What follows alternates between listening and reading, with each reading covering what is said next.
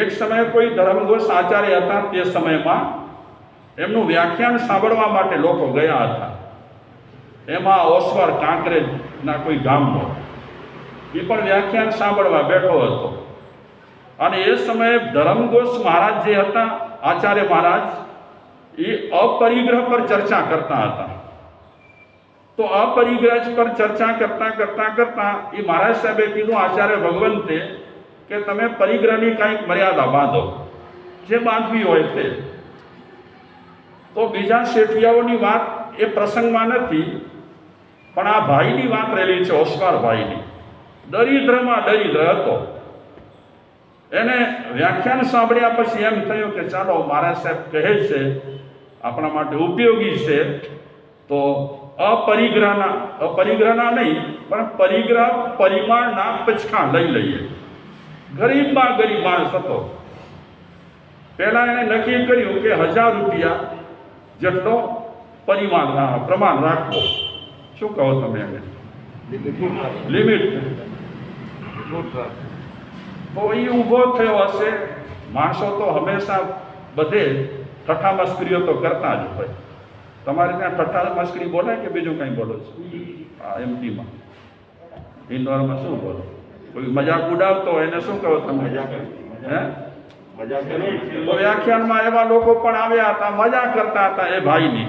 કારણ કે દરિદ્ર તો લોકો ઓળખતા હતા કે બિચારા પાસે 5 રૂપિયા નથી.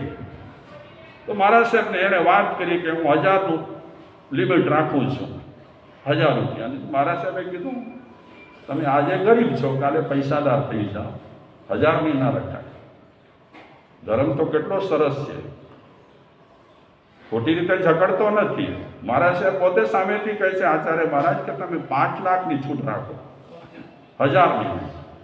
તો લોકો વ્યાખ્યાનમાં આવ્યા તો બધાએ ઉડાવ્યું, એની બહુ ઉડાવી કે આ ભૂખડી દાસને 5 લાખ આ જન્મમાં તો મળે તેમ નથી. એ 5 લાખનું એને પ્રમાણ કર્યું, લિમિટ કર્યું કે લાઈફમાં 5 લાખ રૂપિયાથી વધારે રાખવા નહીં. અને એ ભાઈ પોતાના ગામમાંથી માલવમાં આવ્યા અને માલવની રાજધાનીના એની સૂઝબૂઝને કારણે મહામંત્રી બનાવે છે. તમે નામ સમજી ગયા છો, કોણ હશે? તમારા માલવની વાત કરું છું જસવંતભાઈ. ગૌરવની વાતો રહેલી છે. માલવમાં તો કેવા કેવા પ્રસંગો બન્યા છે, અજબ ગજબના પ્રસંગો બન્યા છે. હમણાં કેમ તમે ઠરી ગયા છો ખબર નહીં. એવા અજબ ગજબના ભક્તપદનું સર્જન થયું હોય તો માલવ દેશમાં નહીં. પણ હમણાં રુચિમાં કઈ ફેરફાર થઈ ગયો છે કે એમ જ બરાબર છે? એવી છે રુચિ. આમ ધર્મ ભાવના તો સારી છે. નો શું કહેવાય, નો અપીલ. તો મહામંત્રી બન્યા છે અને ભાઈ આ મહામંત્રી બન્યા. હા, હું તમને એ પૂછવા માંગુ છું, એમનું નામ તમે જાણો છો? હા ના, મહામંત્રી બન્યા રાજાને ત્યાં. મહામંત્રી બન્યા. કોણ હશે?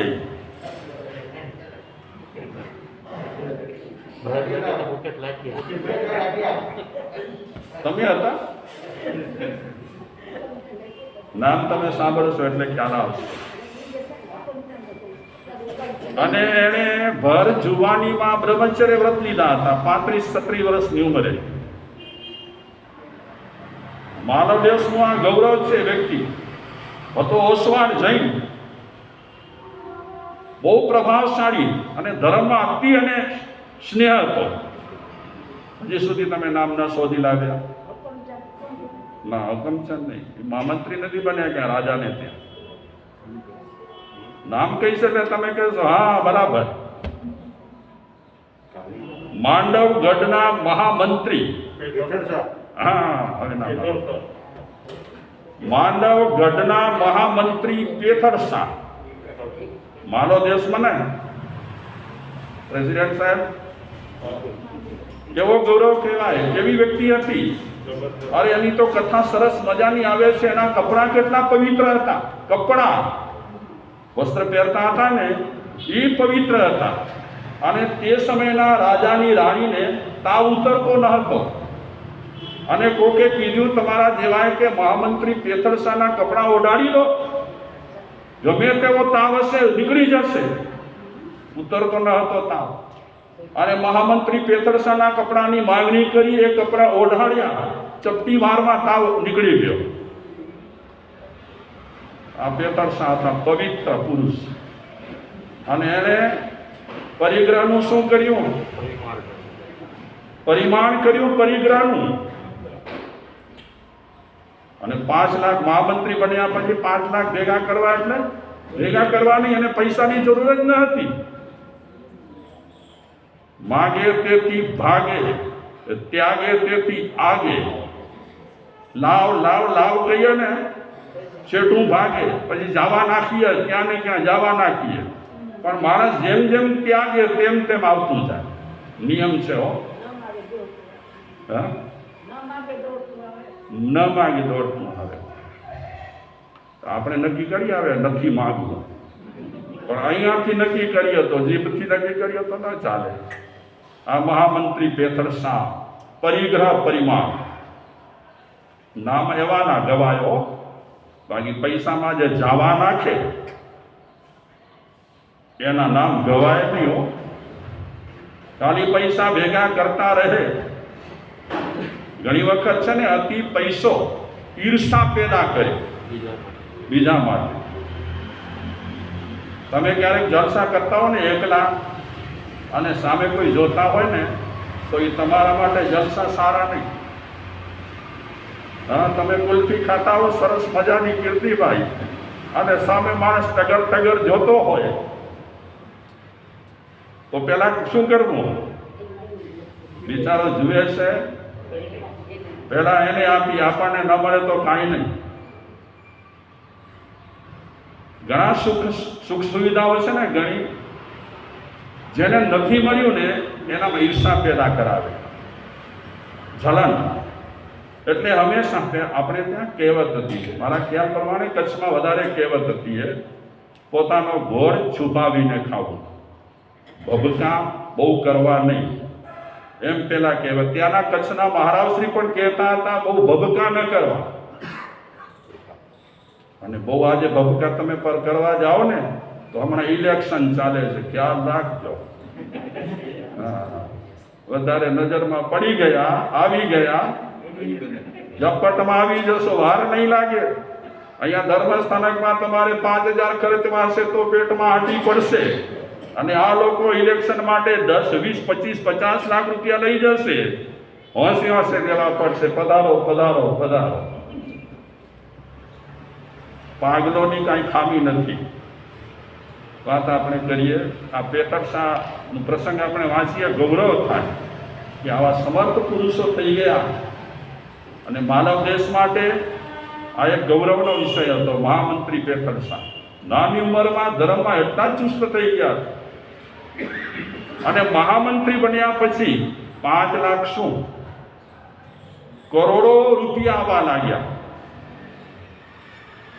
પણ નિયમ 5 લાખ રૂપિયા ઘર માટે રાખ્યા, બાકી વિનિયોગ વાપરતા રહ્યા.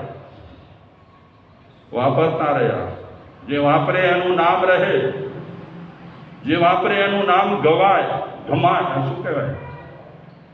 વાપરે ને એનું નામ ગવાય.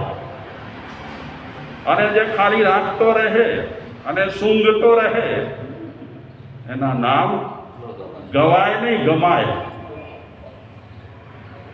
તો થોડી ખરી વાત કરું. આ કિંચન્ય ધર્મ આપણા જૈન દર્શનમાં કેટલી બારીકાઈથી વાત કરી છે. જીવન જરૂરિયાત માટે જેટલું ખપે તેટલું મળી જાય એટલા પરમાણુ રાખવા, તે પરિગ્રહ. મોટું પેટ, ચરબીયુક્ત શરીર, વધુ પડતી જરૂરિયાતો કે સગવડો પણ પરિગ્રહનો જ એક પ્રકાર છે. આજની ઉર્જાની કટોકટી પણ પરિગ્રહનું પરિણામ છે. ઉર્જાની કટોકટી થાય છે ને, માણસ ખૂબ પાપ કરી રહ્યો છે. અમેરિકા દુનિયાની કુલ ઉર્જાનો 36%, કુલ ઉર્જાનો ભાગ 36% અમેરિકા વાપરી રહ્યો છે. અને આ પણ પરિગ્રહ છે. કોણ બોલે છે? આ ગુણવંત સાહેબ બોલે છે. કારણ કે ઉર્જા આખરે પૂતગલમાંથી પેદા થાય છે. દ્રવ્ય અને ઉર્જા વચ્ચેનું અદ્વૈત્વ વિજ્ઞાનીઓએ સ્વીકાર કર્યો છે અને કહે છે કે દ્રવ્ય એટલે સુષુપ્ત ઉર્જા. ટૂંકમાં ઉર્જાનો પણ પરિગ્રહ હોઈ શકે. કોઈ પણ કશુંય પાસે ન રાખે અને માત્ર વિદ્યુત શક્તિ વાપર્યા કરે તો તે પણ પરિગ્રહી ગણાય. આવી પરિગ્રહ માટે વાત કરી અને છેવટે કર્મ તરફ લઈ જાય છે. એકાદ પેરેગ્રાફ છે, મારા થકી આ સૃષ્ટિમાં ઓછામાં ઓછો ખળભળાટ થાય એવી વૃત્તિથી જૈન સાધુ જીવે છે. આજે આ 5મા આરામાં કેવા કેવા જૈન સાધુઓ છે, કેટલાય જૈન સાધુઓ છે જે આદરણીય છે, જે કોઈની ટીકા ટિપ્પણ કરતા નથી, સંપ્રદાયના વાદ વિવાદોમાં ઉતરતા નથી અને પોતાની મસ્તીમાં રહે છે. અને એવા જૈન સાધુઓ જે ખરેખર સાધુઓ રહેલા છે, એમની પાસે પરિગ્રહ કેટલો છે? જૈનોના સાધુઓ આટલા અપરિગ્રહી, અને એની સામે જોવા જઈએ તો આજે જૈનો પરિગ્રહી છે. કે એક વાત તો જૈનો માટે પણ આનંદની છે કે વાપરવામાં, દાન દેવામાં જૈનોનો 1 નંબર છે. મારી પાસે ફિગર મળ્યો છે તે પ્રમાણે 15-16 હજાર પાંજરાપોળો છે. એમાં મેક્સિમમ 13,000 જેટલી પાંજરાપોળોનો વહીવટ ચલાવે છે પોતાના પૈસાથી. જૈન લોકો છે. દાનમાં તો જૈનોને તોલે કોઈ ના આવી શકે.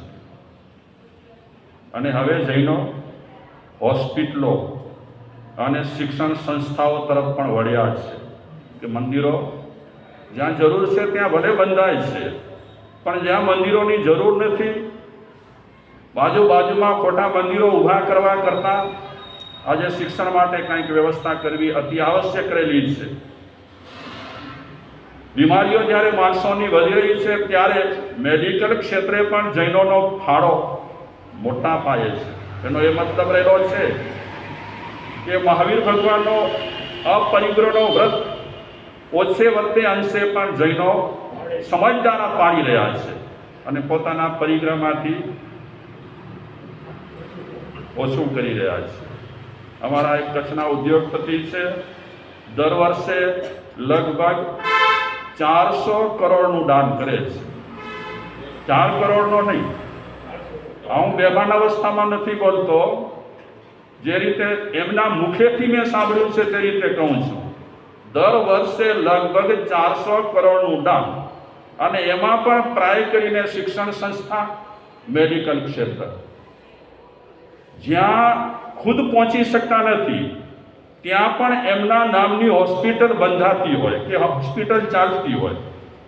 એટલે જૈનોને વારસો તો મળ્યો છે, નથી મળ્યો એમ નથી. શેનો? દાન, પરિગ્રહનો. પછી આમાં વાત કરે છે, કહું વાંધો નથી, થઈ ગયો છે સાંભળે. સૂક્ષ્મ અર્થમાં જોઈએ તો પરિગ્રહ કે સંગ્રહખોરી એ એક પ્રકારનો ખળભળાટ, પ્રક્ષોભ પેદા કરે છે. એક પાસે ઘણું હોય દબાયેલું, એક પાસે કાંઈ ન હોય. એક વ્યક્તિ હજારો આઈટમો બનાવી કરી અને ખાતો હોય, અને એક વ્યક્તિને એક રોટલી પણ માંડ મળતી હોય. જે જૈનો સમજદાર છે એ 1 ડિશ ભોજન પર આવી ગયા છે. સમજદાર છે એ. 1 ડિશ ભોજન એટલે શું? રોટલી, દાળ ભાત, શાક અને એકાદ મીઠાઈ, ફરસાણ, બસ, કાંઈ નહીં વધારે. ગમે તેવો ફંક્શન હોય. જે સમજદાર છે, થોડા વર્ષો પહેલા પાકિસ્તાનમાં આ લોકોએ નક્કી કર્યું 1 ડિશ ભોજનનું. પછી એનું અનુકરણ બીજા દેશોએ કર્યું, અને ભારતમાં પણ ઘણા લોકો એનું અનુકરણ કરે છે. ગમે તેવા ફંક્શન હોય, 1 ડિશ ભોજન, 2-3 શાક નહીં, 2-4 ફરસાણ નહીં, 2-4 મીઠાઈ નહીં. આવો પ્રેમથી ખાઓ, પેટ ભરીને ખાઓ, ખોટો બગાડ ન થાય તેની સાવધાની રાખો. પણ ઘણી વખત આપણે સમાજમાં સારા દેખાવા માટે વન ડિશ ભોજનનો સિદ્ધાંત રહેલો છે એને તોડી નાખીએ અને 2-4 મીઠાઈઓ, 2-4 ફરસાણો, 2-4 શાક, પછી બગાડ. સટ્ટ થયા વગર શેઠ થવાતું નથી. ન સમજે પ્રેસિડેન્ટ સાહેબ શું કીધું? હું નથી બોલતો. ગુણવંત શાહ કહે છે સટ્ટ થયા વગર શેઠ થવાય નહીં. પ્રોફેસર સાહેબ તમે શું કહો છો આનો વાક્ય? હે શું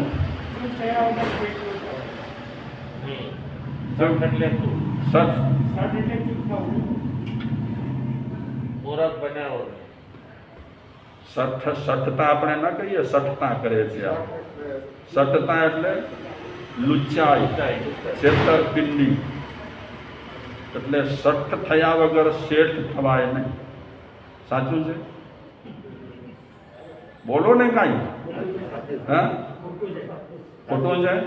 તો આ ગુણવંતભાઈ પર આપણે કેસ કરીશું. ગુણવંતભાઈ પર કેસ કરીશું કે આ શું લખો છો ખબરદાર છે. હા ધીરેનભાઈ,